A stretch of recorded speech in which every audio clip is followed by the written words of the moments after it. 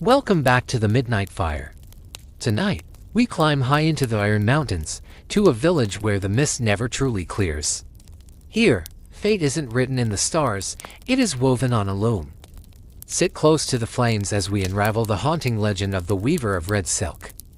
Oakhaven was a town of silence and wool. Isolated by jagged peaks, its people lived by ancient traditions. But the most feared tradition lived at the very edge of the village, in a hut that smelled of damp earth and a metallic tang. That was the home of old Martha. Martha didn't weave blankets or clothes for the cold, she wove the red tapestries. It was said that once a year, Martha would summon a villager. She would show them a tapestry, a beautiful, intricate scene of their own future.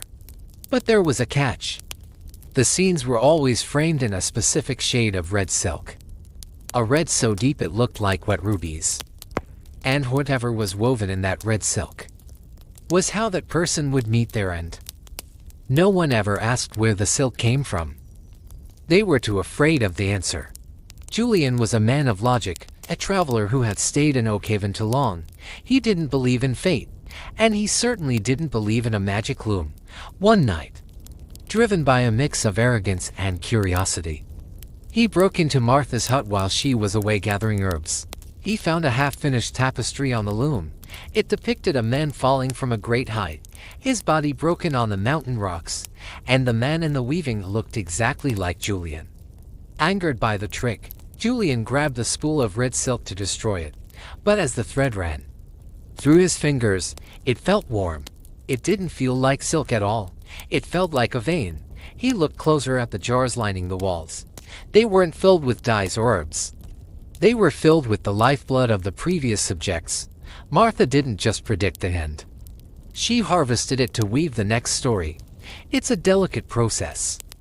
Julian, a voice rasped from the shadows. Martha stood in the doorway. The silk must be fresh for the prophecy to hold.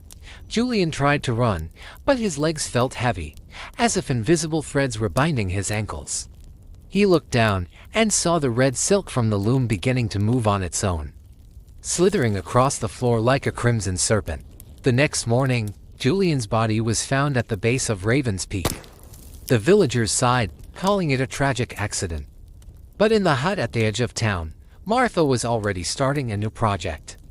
She threaded her needle with a fresh, warm strand of red, and began to weave the face of the next villager who had dared to doubt the weaver. Be careful what you seek to know about your future.